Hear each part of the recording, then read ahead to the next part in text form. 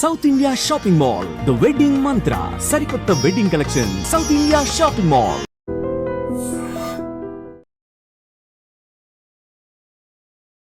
Hi hello నమస్తే, welcome back to our channel. నేను మీ వైషు. ఆమెకి 42, ఆయనకి 28. ఏంటి ఒక స్టోరీ అనుకుంటున్నారా? సినిమా కాదు, నిజ జీవితంలోనే ఇలాంటి ఒక ఘటన జరిగింది. ఆవిడకి ఆల్రెడీ 3 పిల్లలు ఉన్నప్పటికీ అతన్ని ప్రేమించింది. వాళ్ళిద్దరూ పెళ్లి చేసుకోవాలనుకున్నారు. వాళ్ళ ఇంట్లోంచి పంపించేశారు. బయటకు వెళ్ళి పెళ్లి చేసుకున్నారు. మనస్పర్ధలు వచ్చాయి. ఆవిడ ఆత్మహత్య చేసుకుంది. 3 రోజులు ఆ శవంతో పాటు ఉండి ఆయన కూడా ఆత్మహత్య చేసుకున్నాడు. ఇప్పుడు వాళ్ళ పేరెంట్స్ పరిస్థితి ఏంటి? ఆ విషయాన్ని అసలు సమాజం ఎలా చూడాలి? ఎక్కడికి వెళ్తుంది సమాజం? దీని గురించి మనం అసలు ఏం మాట్లాడుకోగలం? ఈ విషయాలన్నీ మాట్లాడడానికి ఈరోజు నాతో పాటు అడ్వకేట్ ఎడ్విన్ కేదాసి గారు ఉన్నారు. సార్తో మాట్లాడదాం. Hello sir. హలో అమ్మా, good evening. Good evening sir. ఎలా ఉన్నారమ్మా? బాగున్నాను సార్, మీరు బాగున్నారా? బాగున్నా. ఓకే. ఈ సిచ్యువేషన్ని బాధాకరం. ఓకే, ఆ తండ్రి రోదన ఎంత గట్టిగా వినిపిస్తుందో అందరికీ అంత బాధాకరంగా ఉంది. కానీ అసలు ఎలా చూడాలి సార్ ఇప్పుడు ఈ సిచ్యువేషన్ని? ఏం నేర్పిస్తాం ఇప్పుడు దీని నుంచి?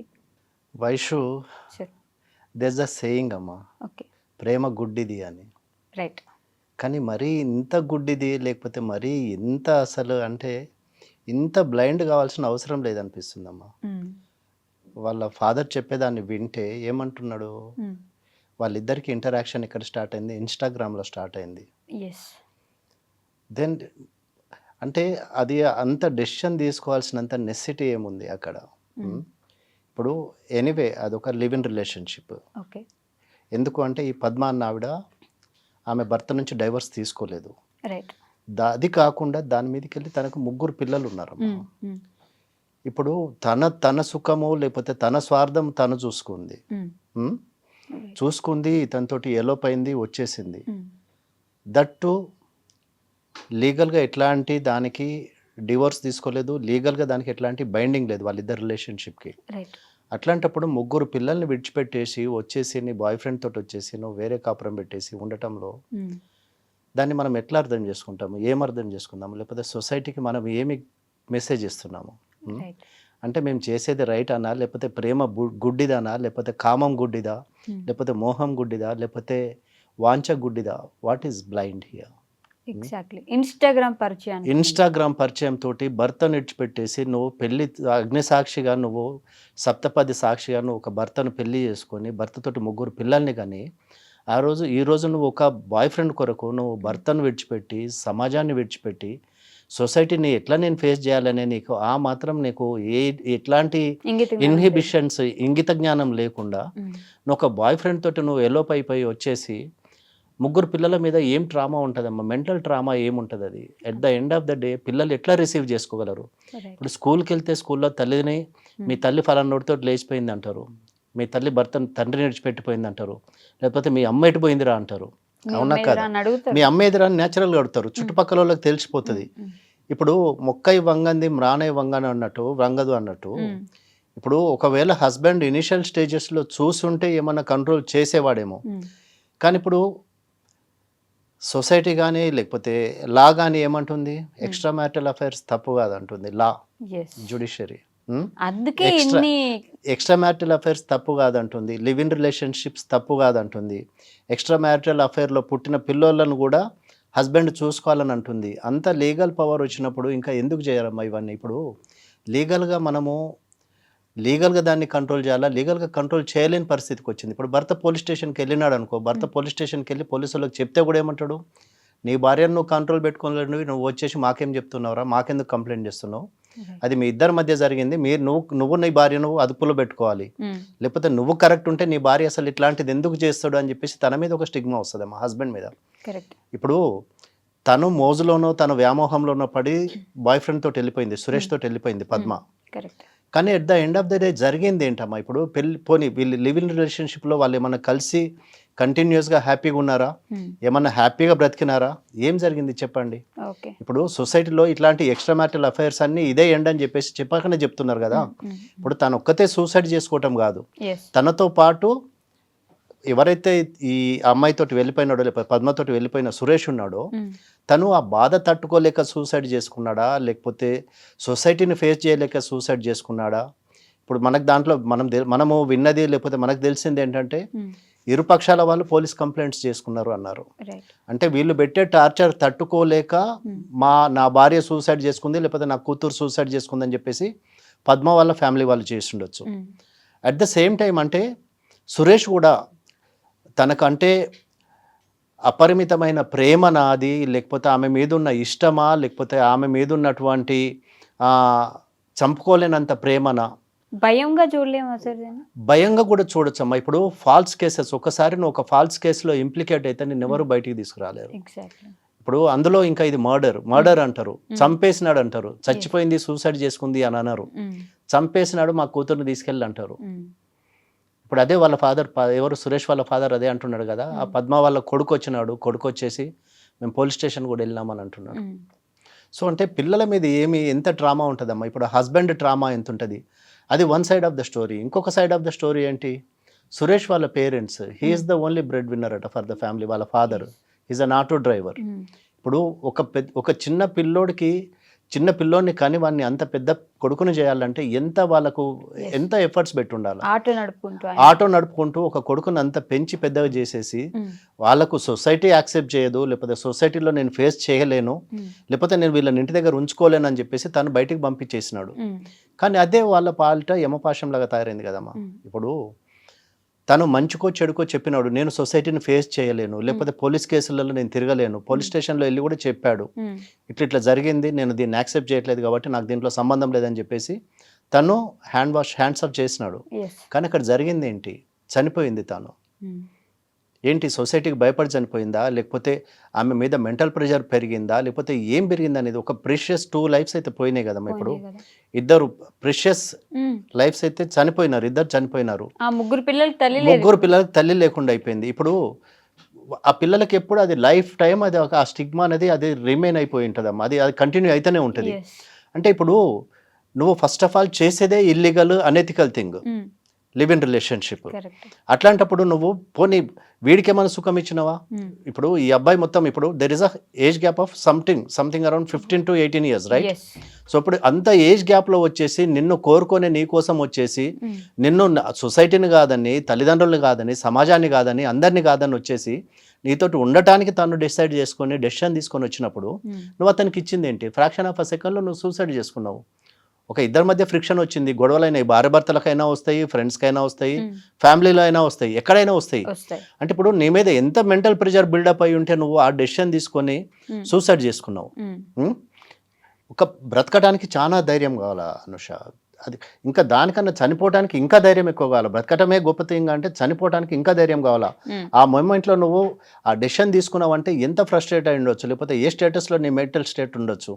ఆ డెసిషన్ తీసుకొని నీ అంతటా నువ్వు చనిపోయి వీడి గురించి ఆలోచించకుండా నీకోసం మొత్తం అన్నీ విడిచిపెట్టుకొని వచ్చి సొసైటీని, ఫ్యామిలీని, లేకపోతే బంధుమిత్రులు కానీ లేకపోతే అందరిని విడిచిపెట్టేసి వచ్చేసి సొసైటీని కాదని చెప్పేసి వచ్చినప్పుడు అతనికి నువ్వు ఇచ్చింది ఏంటి? కాకపోతే సార్ అసలు ఇప్పుడు ఇలాంటి కేసులు ఎందుకు ఎక్కువ అవుతున్నాయి? ఏజ్ గ్యాప్, ఆవిడకి 40-80, ఇక్కడికి 25, లేదంటే ఆవిడకి 39, ఇక్కడ 13, ఇలాంటి. అమ్మా ఇప్పుడు ఏంటంటే ఇది fraction of a second attraction Vaishu. ఇది ఏంటంటే ఆ మూమెంట్లో నాకు ఇప్పుడు ఇంకెంతకాలం నేను భర్తతో ఉండాలా, 1 life to live, నేను ఒకటే, నాకున్న జీవితం ఒకటే, నేను ఈ జీవితంలో నేను ఇప్పుడు చేయకపోతే నేను ఎప్పుడు చేయలేను, వీడితోటి ఇంకెంతకాలం ఉండాలి. ఓకే, ఆయన ఫైనాన్షియల్ స్టేటస్ ఏంటనేది మనకు తెలియదు, పద్మ హస్బెండ్ది, లేకపోతే వాళ్ళ ఫ్యామిలీ బ్యాక్గ్రౌండ్ ఏంటనేది మనకు తెలియదు.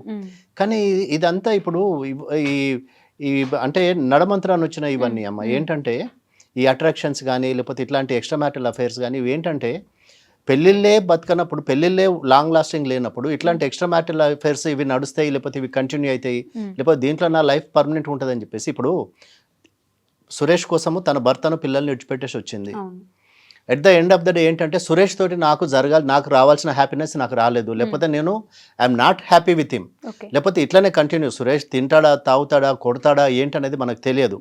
ఇప్పుడు అక్కడ విడిచిపెట్టేసి వచ్చింది, కానీ ఇక్కడ ఈమె సిచ్యుయేషన్ ఏమైంది, she can go back to her husband and children and she cannot question him also, సురేష్ని. ఇప్పుడు there is so much of age gap, there is సొసైటీలో దానికి యాక్సెప్టెన్స్ లేదు సొసైటీలో. అట్లాంటప్పుడు నేను సొసైటీని ఫేస్ చేయలేక కూడా ఇప్పుడు తప్పు ఎప్పుడైనా తప్పులాగానే మిగిలిపోయింది కదమ్మా. ఇప్పుడు నేను చేసింది కరెక్ట్ అంటే తను నిలబడేది, సొసైటీతో ఫైట్ చేసేది, కానీ తనకు కూడా తెలుసు, తన కాన్షియస్నెస్ ఒప్పుకోలేదు నేను చేసింది తప్పు అనే సంగతి ఆమె మనసాక్షి ఆమెను క్వశ్చన్ చేసింది. రైట్. సో నేనేంటంటే ఇంకా నాకు కాన్బర్ట్ సిచ్యుయేషన్లో నేను సొసైటీని ఫేస్ చేయలేను, నేను ఇంటికి వెళ్ళలేను, నా తల్లిదండ్రుల దగ్గరికి వెళ్ళలేను, అదే లొకాలిటీలో నేను వెళ్ళి బ్రతకలేను అని ఒక వీక్ మూమెంట్లో ఒక డెసిషన్ తీసుకొని తన లైఫ్ తను సాక్రిఫైస్ తన లైఫ్ తను తీసేసుకుంది, రైట్. సూసైడ్ చేసుకుంది, హ్యాంగ్ చేసుకుంది. కానీ at the end of the day ఏమైంది, ఆమెతో పాటు నేను ఫేస్ చేయలేను సొసైటీని, లేకపోతే ఈ జరిగే పోలీస్ కేసెస్ కానీ, లేకపోతే సొసైటీ కానీ, లేకపోతే ఆల్రెడీ వీడు ఒక దాన్ని తీసుకొచ్చి చంపేసిండు అని ఒక స్టిగ్మా నా మీద పడుతుంది అని చెప్పేసి ఈ అబ్బాయి కూడా తనతో పాటు పురుగుల మందు దాగి 3 days ఆమెతోటి పక్కన ఉండేసి తన లైఫ్ కూడా తీసుకున్నాడు. ఇప్పుడు సురేష్ వాళ్ళ పేరెంట్స్ సంగతి ఏంటి, పద్మ వాళ్ళ పిల్లల సంగతి ఏంటి, వాళ్ళ హస్బెండ్ సంగతి ఏంటి, ఇవన్నీ క్షణికావేశాలమ్మ, ఒక ఫ్రాక్షన్ ఆఫ్ అ సెకండ్లో జరిగే డెసిషన్స్ ఇవన్నీ. ఇప్పుడు నువ్వు లేక నేను లేను, నేను లేక నువ్వు లేను, తెలుగు సినిమాలలో బాగానే ఉంటాయి, పొదల వెనక పరిగెత్తుకుంటూ పాట పాడుకోవటానికి. కానీ రియల్ లైఫ్లో ఇవి కాదమ్మా, రియల్ లైఫ్లో ఇది జరగదు. సో మనం ఏంటంటే before taking a decision you should be very careful. నేనేం చేస్తున్నా, లేకపోతే నేను what I'm trying to do, నా లైఫ్, నీ లైఫ్ కరెక్టే కానీ నీ లైఫ్ నీ ఒక్కదాంది కాదు కదా, నీ ఒక్కడిదే కాదు కదా, నీ చుట్టూ ఇంకా ఎంతోమంది దాంట్లో ఇన్వాల్వ్ అయి ఉన్నారు, ఎంతోమంది దాంట్లో you are responsible, you are answerable to so many people కదా. ఇప్పుడు నీ తల్లిదండ్రులు ఉన్నారు, ఇటు ఈయన తల్లిదండ్రులు ఉన్నారు, ఫ్యామిలీ రెస్పాన్సిబిలిటీస్ ఉన్నాయి. ఇంతమందిని విడిచిపెట్టేసి మీరు సాధించింది ఏంటి at the end of the day? పోనీ నిజంగానే బ్రతికి చూపించినారా? అది లేదు. అప్పట్లో ఆడవాళ్ళు అర్ధరాత్రి రోడ్డు మీద నడిస్తే స్వతంత్రం వచ్చినట్టు అని ఇట్లా అనేవాళ్ళు కదా సార్. ఇప్పుడు అదే స్పిరిట్ తీసుకొని చేస్తున్నారు కదా ఇదంతా. ఇప్పుడు మాకు స్వతంత్రం వచ్చింది, మేము చేస్తే ఏది చేసినా కూడా నథింగ్ ఈజ్ రాంగ్, మాకు సొసైటీ సపోర్ట్ చేస్తుంది, లేకపోతే మాకు లా సపోర్ట్ చేస్తుంది అనే కదా ఇదంతా చేసేది. ఇప్పుడు ఆ సొసైటీ భయం ఉంటే, లేకపోతే అదే హస్బెండ్ భయం ఉంటే, అదే తల్లిదండ్రుల భయం ఉంటే ఈ డెసిషన్ తీసుకోదు కదమ్మా. ఇప్పుడు నువ్వు లివ్ ఇన్ రిలేషన్షిప్ లో ఉన్నావు, nobody is going to question you కదా. ఎక్స్ట్రా మ్యారిటల్ అఫైర్స్ తప్పు కాదని చెప్పి సుప్రీంకోర్టు అంటా ఉంది, extra marital affairs live in relationships తప్పు కాదని అంటనే ఉంది. ఎందుకని లా మరి అంత ఓపెన్ అయిపోయిందంటారు సార్? అంటే ఇప్పుడు లా అసలు దాన్ని అంటే ఎందుకు ఇంత ఎక్స్ట్రీమ్ ఎండ్లో దేనికి అంటే నువ్వు చేసేది ప్రతి ఒక్కటి రైట్ అని చెప్పేసి సపోర్ట్ చేయాల్సినంత నెసిటీ కనపట్టలేదమ్మా. ఏంటంటే విపరీత ధోరణులకు పోతా ఉంది ఇది. ఇప్పుడు ఈ లా డెసిషన్స్ ఏవైతే తీసుకుంటున్నారో, ఏదైతే జడ్జిమెంట్స్ పాస్ అవుతున్నాయో, లేకపోతే ఎక్స్ట్రా మ్యారిటల్స్ని ఎప్పుడైతే వీళ్ళు ఎంకరేజ్ చేయడం స్టార్ట్ చేసినారో విపరీత ధోరణులు పెరిగినాయి. ఏంటంటే తప్పుగా అన్నప్పుడు మేము చేయడంలో తప్పేముంది, మమ్మల్ని ఎవరు క్వశ్చన్ చేసేవాడు ఉన్నాడు, we're not answerable to anybody. నాకు ఇష్టమైతే ఇష్టం లేకపోతే ఉండను, నువ్వెవడు నన్ను అడగటానికి అనే ఒక క్వశ్చనింగ్ ఇదికి వచ్చింది. ఏంటంటే మేము ఎక్కడ పోయినా కూడా మేము చేసేది రైటే, తప్పుగా అన్నప్పుడు నువ్వెవడు నన్ను అడగటానికి, అవునరా బాయ్ నీతో ఉండడం నాకు ఇష్టం లేదు, నీకంటే వాడు అందంగా ఉన్నాడు, లేకపోతే నీకన్నా యంగ్ అని చెప్పేసి హస్బెండ్ తోటి కొట్లాడుకొని వచ్చేసి ఉండొచ్చు ఇంట్లో నుంచి బయటికి. కానీ ఏం చేసినావు నువ్వు, ఏం సాధించినావు? ప్రాణం పోయింది. ఇప్పుడు అదే భర్తతో ఉంటే ఇంకో 10 సంవత్సరాలు 20 సంవత్సరాలు బ్రతికేదాన్ని కావచ్చు, పిల్ల కొడుకుల కూతుర్ల పెళ్ళిళ్ళు అయ్యేది కావచ్చు. ఇప్పుడు ఒక అమ్మాయి ఉంది అనుకో, అదే ఫ్యామిలీలో ఒక అమ్మాయి ఉంది, అది చచ్చిపోయిన పద్మకి ఒక కూతురు ఉంది. ఇప్పుడు ఆ కూతురుకి పెళ్లి కావాలంటే ఏంటి పరిస్థితి ఏంటి? వీళ్ళమ్మ ఇట్లా ఎలోప్ అయిపోయింది, సూసైడ్ చేసుకుందని చెప్పేసి ఆ స్టిగ్మా అయితే మిగిలిపోతుంది కదా, for ever that will remain కదా. సో ఇప్పుడు బిఫోర్ అంటే ఇట్లాంటి హేస్టీ డెసిషన్స్ ఇట్లాంటి చేసుకోకముందు, ఇట్లాంటి డెసిషన్స్లోకి దిగకముందు, లేకపోతే ఇట్లాంటి డెసిషన్స్ తీసుకోకముందు you have to think twice. అంటే what I'm going to get, అదొక క్షణిక ఆవేశము లేకపోతే క్షణికానందం అంతే కదమ్మా. ఇప్పుడు అంతేగాని నీ లైఫ్ తీసుకున్నంత లైఫ్ అండ్ డెత్ క్వశ్చన్ అయితే కాదు కదా. సురేష్ ఇప్పుడు నీకు ఆల్రెడీ ఒక భర్త ఉన్నాడు, 3 పిల్లలు ఉన్నారు. సురేష్ లాంటి వాళ్ళు ఇంకా 10 మంది వస్తారు. ఇప్పుడు రేపు ఒకవేళ నువ్వు బ్రతుకున్నావు అనుకో, సురేష్ కన్నా మంచోడు దొరికితే నువ్వు సురేష్ తోటి కూడా వెళ్ళిపోవచ్చు కదా, సురేష్ని విడిచిపెట్టేసి ఇంకొంతోటి కూడా వెళ్ళిపోవచ్చు కదా. ఇప్పుడు ఒక్కరిని చేంజ్ చేయడానికే నీకు ప్రాబ్లము. ఒకరిని చేంజ్ చేసిన తర్వాత ఇంకెంతమంది తోటి నువ్వు అఫేర్ పెట్టుకున్నా, లేకపోతే ఎంతమంది తోటి ఏం చేసినా కూడా there is nobody to question you కదా. సో వేర్ వీఆర్ హెడింగ్ అనేది అది మనం ఆలోచించాలమ్మా. ఒకటి ఇట్లాంటి డెసిషన్ తీసుకునే ముందు you have to be very careful and very cautious. అంటే నీ లైఫ్ నీదే అమ్మ కాదన్నాను, కానీ you are answerable to so many people. ఇప్పుడు నీ ఒక్కదాంది. ఇప్పుడు if she's a unmarried woman, ఈ అబ్బాయి కూడా అన్మ్యారీడ్ ఉన్నాడు, ఓకే మీరు వెళ్ళిపోయినారు, nobody bothers or no body questions, light bye అంటారు. కానీ ఇక్కడ ఇట్లా అది కాదు కదా సిచ్యుయేషన్. తనకు ఒక భర్త ఉన్నాడు, 3 పిల్లలు ఉన్నారు, and she hasn't taken divorce from her husband, legally wedded wife ఆమె. అట్లాంటప్పుడు సొసైటల్ బాండ్స్ లేకపోతే సొసైటల్ నామ్స్ కూడా ఉంటాయి కదా.